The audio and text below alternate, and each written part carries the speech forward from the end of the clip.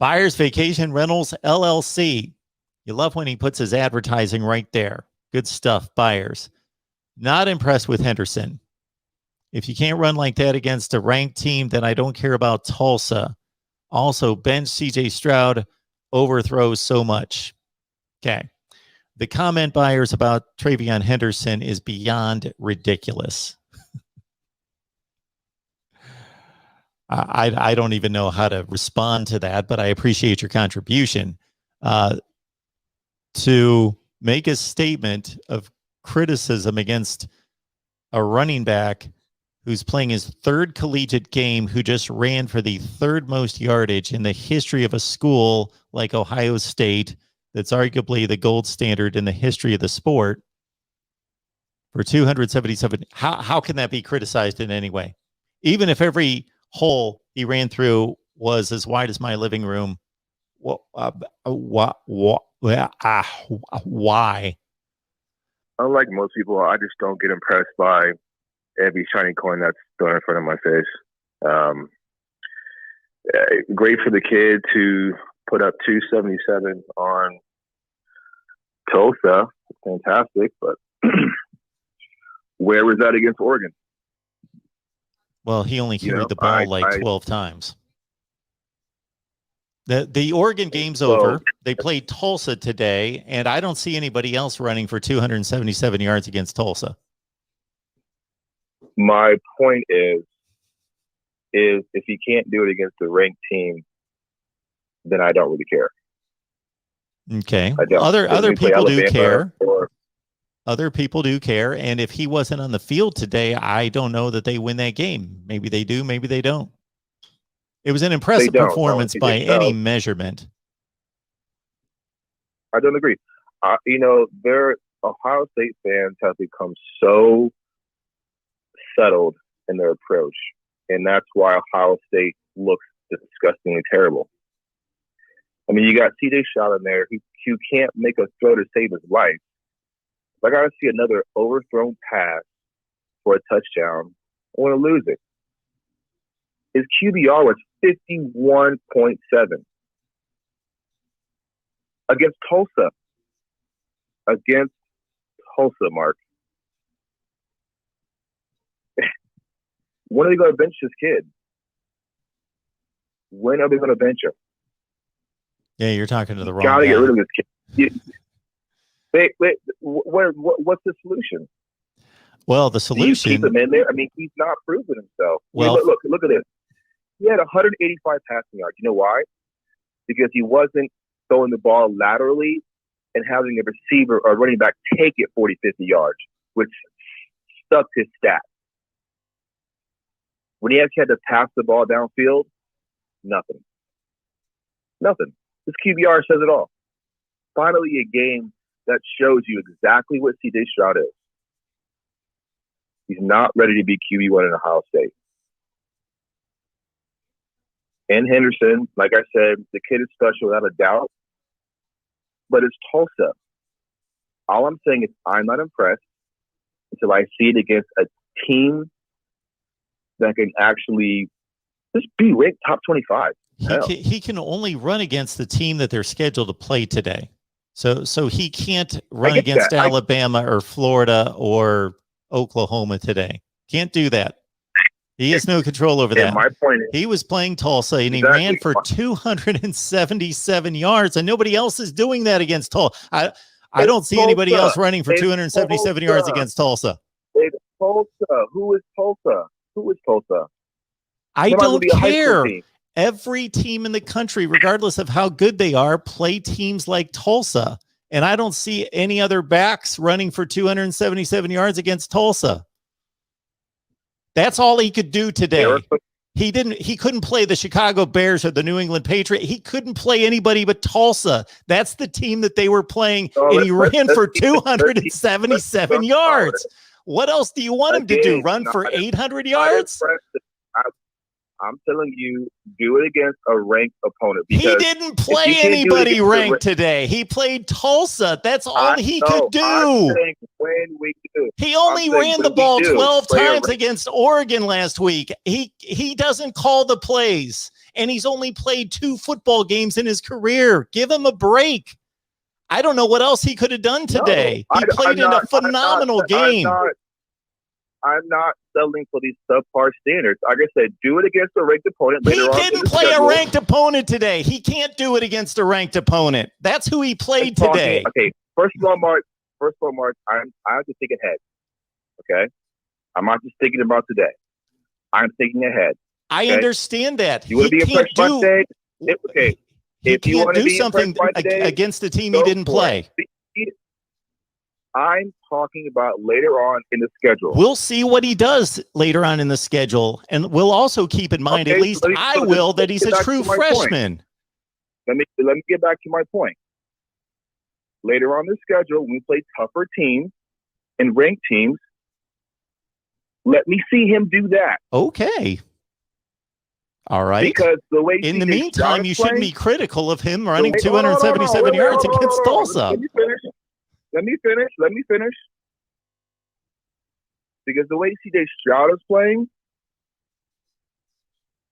he has to play at that level against every single team he plays against. And that's not realistic. So, no, sorry, I'm not impressed with the Tulsa win. We were tied with Tulsa after the first quarter. What, 3-3? You telling me we're tying Tulsa 3-3 first quarter? You're jumping around here. So we were talking about TreyVeon Henderson. Okay, now if you're talking about the team, I can understand you being dissatisfied with the performance against Tulsa. Sure, that's a different story. I saw some better play today in some facets. I saw some continued mediocre play because they were only up by a touchdown with 7 or 8 minutes left in the game. I totally in general agree with the assessment against Tulsa as a team. Yes. They should not be leading by a touchdown with 6 or 7 minutes left in the game against Tulsa. Absolutely. Exactly. Absolutely. My point is this. I understand what Henderson did today, but he has to play like that in every single game moving forward. And that is not realistic. That's why I'm not impressed. If I saw C.D. Stroud throw better, I would feel a little better about Ohio State. But I don't. And I'm thinking to myself, oh, God, when we start playing more in-conference games, and if we make the playoffs, which I don't think it's going to happen, what are we supposed to do? With C.J. Stroud, if he's going to be nervous and struggle against Tulsa, Henderson better run for 300 yards every single game. And the fact that Tulsa put up 20 points on us to begin with, I know our defense is god awful. I mean, beyond that. But to have Tulsa put up 20 points on us, it is, I don't know. I wish we would raise our standards and not settle for what we have now. Who's settling for it? It's just disappointing. When I hear, especially the Ohio State fans of your channel who are praising Ohio State and I'll give them the benefit of the doubt, I'm thinking to myself, like, I was game one. I would tell everybody we're in trouble. I don't see anybody. I don't see anybody that's satisfied. I see people that say we've got a lot of talent and we've got time to fix things, and it's possible. Byers, when did you start watching Ohio State football? When did you start watching Ohio State football? So, what about myself? I played football. Okay. I've been an athlete for over 20 years. Hold on, let me finish. I've been an athlete for over 20 years. I've been watching football my entire life. Okay. I've broken down defensive schemes. I've done it all. Done it all. The linebacker, I've done it all. Okay. That's why I can sit here and tell you right now, C.J. Stroud is not the guy. I have to look at my quarterback's eyes and know that he can lead this team to the promised land. That's not him. Not him. I was in Ohio State football my whole life. I'm telling you right now, raise your standards because this is atrocious. I don't see anybody compromising Ohio State standards. Even the people that are Ohio State fans that comment on my channel, I generally see them saying the same thing, that they weren't pleased. Like I did in Ohio State post game right after everybody said the same thing. They weren't impressed. How are we struggling against Tulsa? What's wrong with Stroud? Why don't we do something? I don't see anybody settling for that. But I also hear people saying they're not damning the team to say it's hopeless. I think we could go through a number of Ohio State teams from the past that put out some crappy performances and scraped by some inferior teams and got much better. I don't know that that's going to happen this year, but I would not be surprised if this team's sitting at 11-1 when the regular season's over. If we didn't have the worst Ohio State defense in recent history, I may be able to agree with you on that one. But I mean, we're not scraping by anything. We need a competent quarterback to do that. And if you're an Ohio State fan and you still delusionally believe that C.J. Stroud is the guy, you're going to be extremely disappointed when I'm right and we lose probably 2 more games, at least. You can't put up a 51.7 QBR. 185 passing yards. You can't over. We could have. I want to talk about Oregon. That game could have been won. 3 touchdown passes overthrown. Guaranteed touchdown passes. I saw more of this game. I don't know. I was just calling in because one, I'm happy for Henderson. I'm not happy for the kid. I'm glad he did it. It was amazing to watch.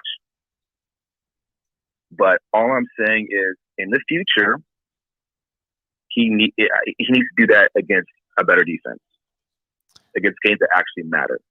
Okay. Then I will be impressed. Okay. That's all I'm saying. All right. I'll put Henderson away because I stated everything that I would like to state about Henderson. When it comes to C.J. Stroud, you called after the Minnesota game. You weren't impressed. I had more mixed reaction. I saw the good. I saw the bad. The same thing against Oregon. I saw the good. I saw the bad. Now, today's game, I thought he regressed. I thought he didn't play well. I also am thinking it's possible, we'll never know, that if Ohio State was in the position that maybe Ryan Day hoped or thought that they would be in, meaning that it was a 41-10 game in the fourth quarter, that he would have been playing some other quarterbacks. That's what I was hoping to see for the next 3 games or so, Tulsa, Akron, Rutgers, that we would see a quarterback competition and we would see the other quarterbacks under fire so we could compare them. That's what I was hoping for. I have to agree with you on that one. I was kind of hoping the same thing. But, you know, who knows? I mean, it's a tough situation. If we didn't have 3 other 5-star quarterbacks in line, I wouldn't be so pushy as to get the next guy in there. But take advantage of that QB room. I mean, if your guy is struggling, he's new, get somebody else in there because, you know, Nick Saban has done it before, and that was a fantastic decision on his part. You know, give it a shot. And he did it with a quarterback that's now starting in the NFL. Exactly. You never know how your next QB is going to play until you put him in. I mean, you can't get much worse than C.J. Stroud than Ohio State standards. I mean, he's bad. He is bad. You see him looking up in the sky, praying to God, like, please help me.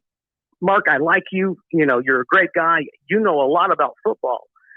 But you think the Buckeyes, after watching today's game, you think the Buckeyes are going to go 11-1? I didn't say that. Did you nap during the game, or did you watch it? I'm sorry, maybe I was mistaken. This is when people need to listen to what actually comes out of my mouth, not what they think I said. What did I say? Did I say Ohio State's going 11-1 this year? Is that what I said? I thought you did. Were you referring to Tulsa or Ohio State? I said I would not be surprised if they went 11-1. That's what I said. I would not be surprised if they went 11-1 this year. Okay, Mark. Okay. We've seen this before. We've seen this before. No, we haven't really. No, because I think we're comparing apples. You didn't see the 2018 defense. You didn't see the 2018 defense get shredded by a horrible Nebraska team and give up 51 points to Maryland, and then still win the Big Ten championship, still win the Rose Bowl, still beat Michigan by a zillion points, still finish number 3 in the country. Well, okay, so you want to point to 2018. I don't know. I think this defense that we're watching today is maybe worse than the 2018 defense. And after today's performance, as a Buckeye fan, you got to be nervous. There is clamoring, maybe not in your chat group, because I'm seeing there's a lot of people coping right now. There's a lot of coping. People are taking full handfuls of copium pills when it comes to CJ Stroud. Oh, he'll improve. He'll get better. It's not CJ. It's not CJ. Oh no, it's not CJ. It's the defense. It's this. It's not CJ. Oh no, it's not CJ. And that's coping. That's coping. Because that kid cannot hit a receiver unless that receiver is wide open. Okay, and you and I last week we had this conversation. You and I You and I were hoping I called in last week. We said, hey, we should see these more quarterbacks playing against Tulsa.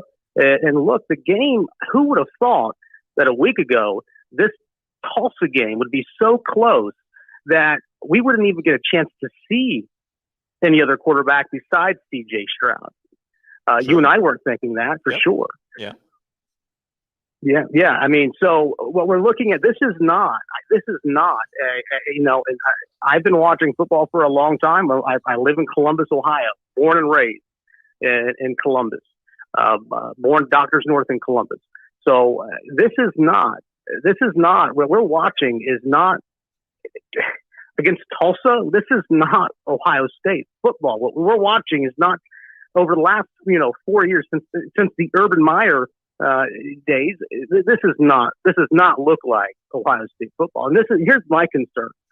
What we're seeing, I think, in part, is we're seeing that Ryan Day is 3 years in, right?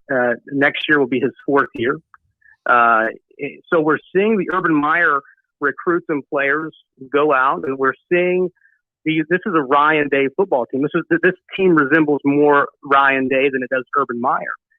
So what I'm worried about is this, us returning to an era where Ohio State isn't far and above the Big Ten competition, where Ohio State reigns over Big Ten.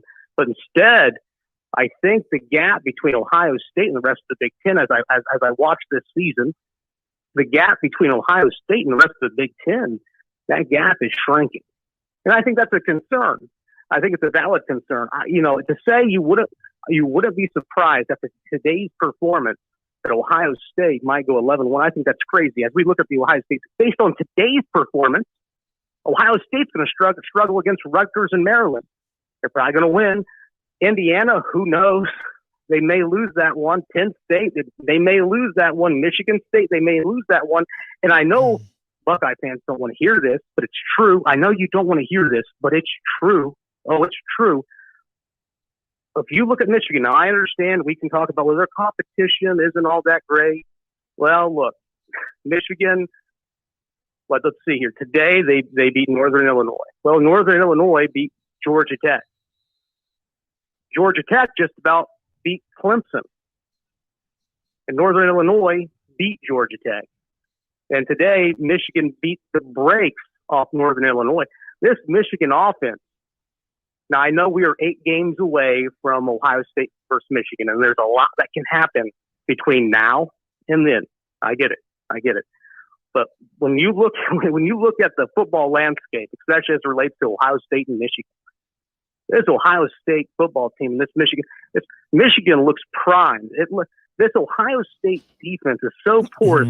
This looks like a perfect storm this year for Michigan to beat Ohio State. Now, I know that we can laugh and all the comments are going to flood in, oh, ha, ha, ha, Michigan this, Michigan that. But look at the weaknesses of this Ohio State defense and look at the strengths of the Michigan offense. This is a perfect storm. And Ohio State's got to figure something out, because what we're watching here is not Ohio State football, Ohio State Buckeyes that reign over the Big Ten, where these and I understand, that we got to recruit good players and that there's a maturation process and things don't, but we don't want to read Ohio State. If we're going to contend with the Alabamas and we're going to contend with all the big boys, we can't rebuild. Ohio State has to reload. Okay. You don't think that their program is reloading with the number 2 recruiting class in the country? You don't think that's reloading? In the end, it doesn't. Look, recruiting is great. Recruiting is important. It's vital. Absolutely, it is. At the end, but in the end, it's vital. Absolutely. But in the end, what we're looking at is the final product, and they are reloading now. Whether they're developing, whether they are game planning correctly, that's in doubt. I agree, but there's no question they're reloading.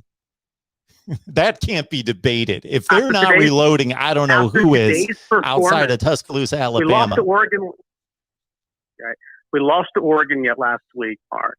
This week, you yourself just admitted, if not for Henderson, Ohio State might lose. Think about that. Can you just take that in for a moment? If not for TreyVeon Henderson rushing for 277 yards, Ohio State might have lost to Tulsa. Just take that in for a second. So as we watch, and I understand, we're early in the season, and, the perception is that Ryan Day is an elite coach. That's the perception. What I'm telling you is that may not be the perception at the end of the year based on what we're watching at Ohio State. I know that Urban Meyer anointed Ryan Day as an elite coach. Look, he's elite. We do, I'm going to step down. Ryan Day is elite. But what we're watching, I don't know if they're reloading. This looks like rebuild to me, not reload, but rebuild, because as I look at the schedule and the consensus before we went up against Oregon, before the season started, Mark, the consensus was, well, the Ohio State schedule this year doesn't look all too difficult. True. Compared to other years. Well, all of a sudden, after these first couple games, all of a sudden this schedule is looking a little bit more difficult, isn't it? Well, yeah, they're not playing as well. Of course, the schedule is going to look more difficult when you're not playing as well. And when teams like Michigan and Michigan State are playing much better than I don't know that Michigan's not exceeding my expectations to date. Michigan State is, although I picked them to win today. Yeah. Indiana's about as good as I thought that they were. Let me ask you this. What would constitute, how many games would Ohio State lose? How many games would Ohio State need to lose before you, Mark Rogers, would say, this is a rebuild year? This isn't a reload. This is a rebuild. This is a rebuild. Rebuilding means that somebody needs to clean house and they need to restructure the roster. They need to do all sorts of things. Greg Schiano had to go to Rutgers because they lost 21 consecutive Big Ten games and rebuild. Mel Tucker's in the process of rebuilding Michigan State to a certain extent. If they could go 7-5 this year, and they're not rebuilding. When I think of it, I think of a team that reloads as a team that, no matter, they have such depth, and such talent, and have the capability of developing that talent to such a degree that every year they are contenders for a national championship and going to the playoffs. Yeah, and in my eyes, when a team isn't able to reload and they need time for, well, look, he's this guy. Look, CJ Stroud is not a true freshman. CJ Stroud is a redshirt freshman. He has had an entire year to learn the offense, to practice against Ohio State, to be in the system. Okay, so when he steps onto the field, now look, we get it. He doesn't have a lot of game experience, and he's going to make some mistakes. But the product on the field should be like, we should see flashes of like, this kid is. We should see flashes of it, of great talent, of wow, this kid is special. Yeah, he's going to make some mistakes, but wow, look at the talent. There should be to some degree a wow factor. CJ Stroud isn't doing that. When I watch this game, there is no wow factor with CJ Stroud. I'm not looking going, wow, this, man, I can't wait for this kid just to play a little bit more experience. This is going to be. I'm not thinking that. At this point, I'm hoping that. And I understand that you think, and I agree. I think that the term generational talent gets thrown around a bit too much. Way too much. But when you look at it, Ewers is like the best recruit by the numbers Ohio State has ever brought in. Ever. Well, my concern is, we settle. And I shared this with you in week one, but my concern, and that concern still remains, is that we settle for mediocrity. Well, he has the in-game experience, CJ Stroud does, so we miss out on Quinn Ewers.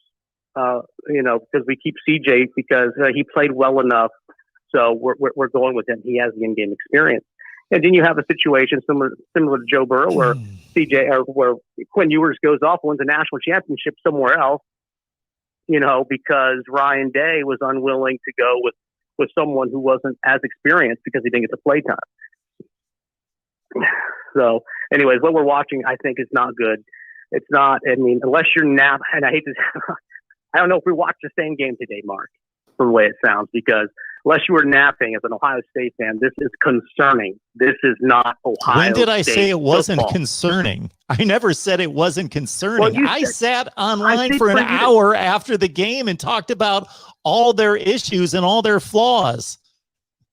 Okay, well, I missed that. Here's the thing. The only thing I said was I would not be surprised if they finished the regular season 11 and it wouldn't surprise me. For one thing, I've seen way too much football. Apparently other people haven't, because we can go through a zillion scenarios that have happened in the past where if we could rewind and we were sitting here the second week of the 2014 season after they lost to Virginia Tech by 2 touchdowns, do you know how many Ohio State fans would have been screaming about how bad they are and why is JT Barrett the quarterback? And if I would have sat there and said, this team's going to win the national championship after they just lost to a 7-6 Virginia Tech team, what kind of response would that have gotten at the time? And I could lay out another 10 scenarios like it. I could go through the Jim Tressel era when they struggled to beat Bowling Green and San Diego State and still finished in the top 5 in the country. But the thing is, Mark, this isn't the Tressel era. I mean, I know it's not the Tressel era. Yeah. It's not the Tressel era. This is a post Urban Meyer era. What amazes me? At Ohio. What's amazing, I'm sorry to interrupt, is that you're right. 2 weeks ago, let's just rewind the clock before they lost to Oregon, less than 2 weeks ago. I don't know how many people during discussions, whether it was off season or into the season, and especially when I came out with a video and predicted Ohio State to go 11-1. Do you know how many people called me an idiot? Said, Mark, they're 2 touchdowns better than everybody on their schedule. How can you predict that they're going to lose a game this year? You're an idiot. Right. And I said, well, if you're predicting a team to go 11-1, I'm not going to be surprised if they go undefeated. I am just telling you, I am expecting this team to lose to either Oregon or Penn State. Mm-hmm. Just like if I'm predicting a team to go 11-1 preseason, it's not going to shock me if they go 10-2. So if they lose another game, I'm not going to be surprised. They're not playing well. But I don't know how many people told me that Ryan Day was such a better coach than Urban Meyer. up to last Friday before they lost to Oregon that Ryan Day, he's incapable of losing a conference game or incapable of losing a regular season game. He's perfect. Urban Meyer did that because he's an idiot and he would blow games every year. Just because he had the best winning percentage in the history of the sport since World War II, people didn't want to hear that. It was Ryan Day can walk on water and he doesn't lose any games. And here we are 8 days later and everybody thinks he's an idiot. Yeah. Look, you have a good track record. Look, last week I called it. Well, before the Oregon game, when I called you, you said, you know, Zach, I think that if they were to play, if Ohio State and Oregon were to play 10 times, I would say that Oregon would win 40% of the time. Well, the rest of the nation, the consensus was that, including the guys who make big time money, on these national level stages, were saying that, well, actually, Ohio State would beat Oregon 80% of the time. So that was the consensus. So no, I understand that you push against conventional wisdom, and I respect that. That's why I like your show. That's why I think that's why a lot of people watch your show. You're not afraid to go against the grain. That's a great thing. That's a good thing. But I think that your concerns are valid. Mike, look, I called in to local radio back when Urban Meyer was being attacked viciously during that whole scandal, and my concerns. I didn't want to lose Urban Meyer, and I knew that by losing Urban Meyer, and we could see a Buckeye. We could see where Buckeye isn't just far above and beyond the Big Ten, but where we could see a return to almost a Jim Tressel-like era. Look, Jim Tressel, and I'm not saying anything bad about Jim Tressel. Jim Tressel elevated. He brought the first national championship to Columbus in 1968 and 2001. Jim Tressel came in, did fantastic. He elevated the program at Ohio State. There's no doubt about it. He brought it back to prominence. And then when Urban Meyer came in, a whole new level. Now Ohio State isn't just able to recruit in the Midwest, but now Urban has the credentials and the prestige to go down into the SEC country down south and recruit five-star players and really make it to where Ohio State is far more talented than the Big Ten and can run roughshod over the Big Ten most years. My concern, and I think maybe you may be hinting at this to some degree with what I hear, is that maybe Ryan Day is not as good as everyone thought he was. And maybe we may see, and as frightening of a prospect as it may be, maybe we are seeing a return to an era at Ohio State where Ohio State, and I understand this is premature. We are 3 games into this season. That this thing can still be course corrected. But when I'm watching after the defeat in the shoe against Oregon, and then watching the confusion and letting Tulsa score 20 points, letting this be a close game up until the last 6 minutes, this is not the Buckeyes that I watched under Urban Meyer. This is very reminiscent of the Jim Tressel era, because I can remember scores like this in the Tressel era where Ohio State wouldn't break away from opponents like Tulsa until the fourth quarter, because under Urban Meyer, the game would have been over by the second quarter. It's the same way with Alabama. If Alabama goes up against a team like Tulsa, the game is over by the second quarter. And instead, we have these close games where we can't even see a second or third string Ohio State quarterback because we got to keep our starters in against Tulsa. There's a problem. There's a problem in Columbus, and I don't know what the problem is. I don't know if it's a defensive coordinator. I don't know if it's the scheme. I don't know if it's not developing. We have all these 5- and 4-star recruits, or we're not developing them the way we should be developing them. I don't know what I'm not sure. I'm not sure what the problem is, but what I can tell you is there's a problem in Columbus, and I'm not sure if it starts with Ryan Day. But if it is, if the problem at the end of the day is Ryan Day, Ohio State, we have a big problem in Columbus, And we may see a return to the era where Ohio State just isn't that far above the Big Ten, and where we're going to start losing these games like Penn State. We're going to start, maybe Michigan State. And I think that, it's premature, right? It's premature, and I realize this, but I'm going to go out on a limb. Okay, Mark, I'm going to go out on a limb. Okay, because I'm watching it. I watched the entire Michigan game today. I watched Ohio State today, and I know we're 8 games away from Michigan versus Ohio State. From Columbus, born and raised a Buckeye. I think Michigan is going to beat Ohio State this year. And we're only 3 weeks in and watching this performance. I know a lot can change between now and then, but I'm going to call it now. I think Michigan beats Ohio State. And I know people are going to laugh and they're going to think it's funny until November 27th arrives. And at 4 or 5 p.m., we learn, oh shit, they did, pardon my language, they did lose. Well, they're going to win some year. It's going to happen. So Michigan is going to beat Ohio State at some point. I've been saying that for a decade practically. So it is going to happen regardless of how good the teams are. Teams like Ohio State can only go on streaks like this against the likes of Rutgers and Maryland and those kind of teams because of the disparity between the two teams. But Michigan's been too good to not beat Ohio State at some point.